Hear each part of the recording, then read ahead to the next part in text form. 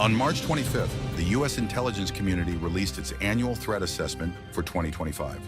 The valuable report detailed how our enemies, Russia, China, Iran, and North Korea, are challenging U.S. interests around the world, attacking or threatening other countries in their regions using both asymmetric and conventional hard power tactics, or by promoting alternative systems to compete with us, particularly in trade, finance, and security. The report's most significant conclusion was that China now represents the most comprehensive and robust military threat to U.S. national security, in part because of its demonstrated ability to compromise our infrastructure through formidable cyber capabilities, which it could employ in a direct conflict. Economically, China bases its strategy on a centralized, state-directed approach using national resources aimed at dominating global markets and strategic supply chains, while limiting foreign competitors and making other nations dependent on it. China combines the full power of its state apparatus with its private sector in its effort to become a global superpower in science and technology, capable of surpassing the United States. In biotechnology alone, it plans to expand its domestic bioeconomy this year to reach $3.3 trillion. In the space domain, China has already surpassed Russia as a space power. It has achieved global coverage with some of its intelligence, surveillance, and reconnaissance constellations, and has reached a world-class level in nearly all space technologies. At the beginning of 2023, Americans witnessed an unprecedented news event broadcast live on television. It's about 5:30 on Wednesday, February 1st, 2023. The path of a Chinese spy balloon from Montana as it floated over the continental United States for several days. I have no idea what this thing is. I hope it's in focus. The balloon, ultimately shot down over the waters off South Carolina, was equipped with devices and antennas capable of intercepting communication signals and perhaps even transmitting collected information. The incident occurred just days before what would have been the first visit to China in 5 years by a U.S. Secretary of State.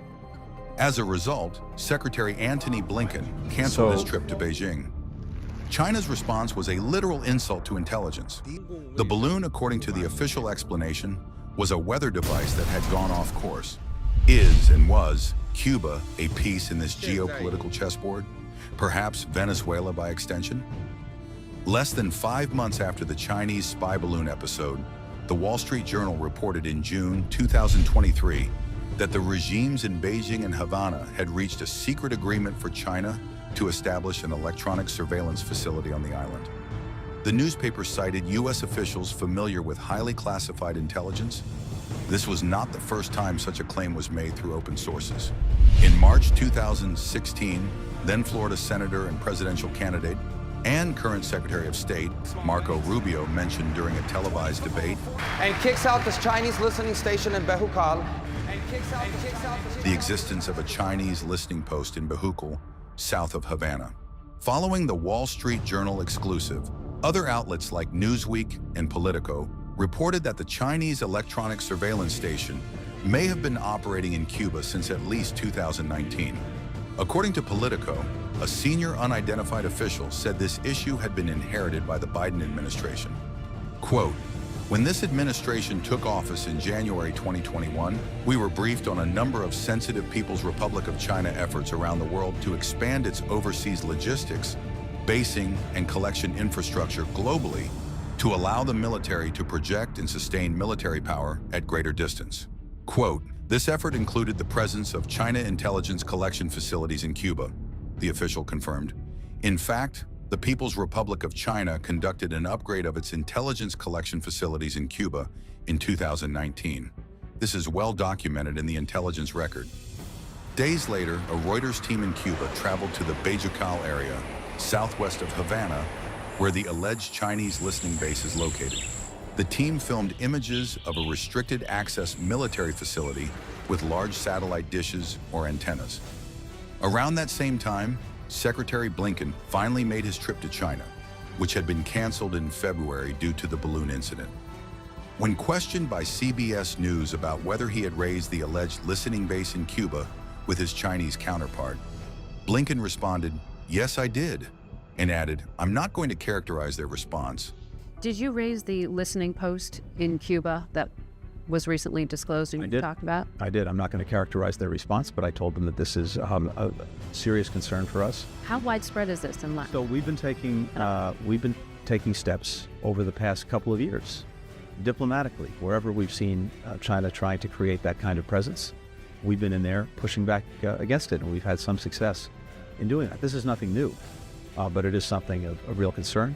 I was very clear about our concerns with China, but regardless of that, we've been going around to various places where we see this kind of activity, trying to put a stop to it. The following month, Newsweek interviewed U.S. Southern Command Chief Army General Laura Richardson about China's presence in the region. She said, "Beijing's efforts have accelerated. Right under our nose." I say that it's in the red zone, just to use an analogy there. They're on the 20-yard line to our homeland. She added, "I could say they're on the first island chain, with what looks to be the instruments of national power that the People's Republic of China brings to bear: diplomatic, informational, military, and economic." The possible existence of Chinese surveillance bases in Cuba continued to circulate in the media. In July 2024, the Wall Street Journal revisited the issue. This time, it cited a study by the Center for Strategic and International Studies, claiming that, using satellite imagery, analysts had identified 4 electronic surveillance stations, including one previously unreported site near the U.S. naval base in Guantanamo.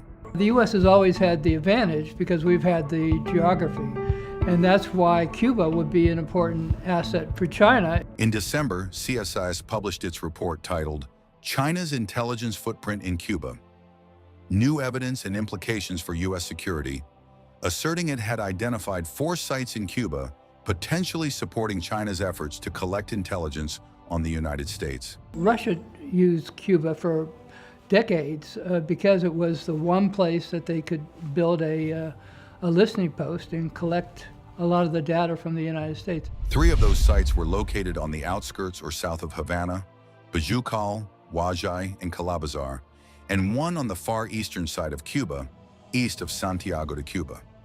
Despite the intense media coverage of China's alleged spy bases in Cuba, the puzzle remains incomplete. No U.S. government official or source has publicly and openly confirmed the existence of such SIGINT stations.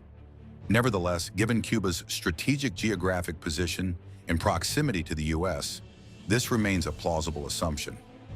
The February 2024 annual threat assessment from the intelligence community concluded that the Chinese military would continue seeking to establish overseas military facilities, including in Cuba. Cuba was the first country in the Western Hemisphere to recognize and establish diplomatic relations with the People's Republic of China in September 1960, just over a year after Fidel Castro took power.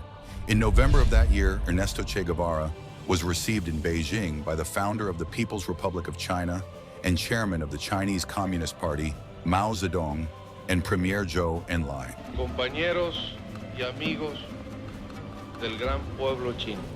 Venimos hoy con profunda satisfacción a cumplir un mandato oficial de nuestro gobierno. The visit was repeated in February 1965, and during that period, the new allies signed multi-million-dollar trade agreements highly favorable to Cuba, such as the supply of Chinese rice. The Sino-Soviet split and Havana's full alignment with Moscow cooled relations with Beijing for many years, until the late 1980s. The collapse of socialism in Eastern Europe and the dissolution of the Soviet Union marked a new turning point in bilateral ties. Late Chinese leader Jiang Zemin visited Cuba in 1993 and 2001. Fidel Castro walked the steps of the Great Wall in Tiananmen Square, where he paid tribute to Mao Zedong in 1995 and repeated the trip in 2003. Raul Castro also visited China twice, in 1997 and 2005. Former Chinese President Hu Jintao visited Havana in 2004 and 2008, and Xi Jinping in 2014. Cuban President Miguel Díaz-Canel visited China in 2022. China and Cuba share similar characteristics as regimes' one-party rule. Their relations span economics, biotechnology, telecommunications, critical mineral trade, such as nickel and cobalt, as well as military and intelligence cooperation. The China-Cuba relationship is a post-Cold War political marriage, but one that has been costly for Beijing economically. While China remains one of Cuba's main trading partners, many of its planned large-scale investments in tourism, mineral extraction, and oil production have not materialized.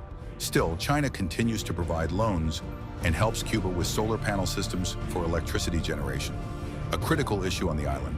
Blackouts and electricity shortages can exceed 20 hours a day.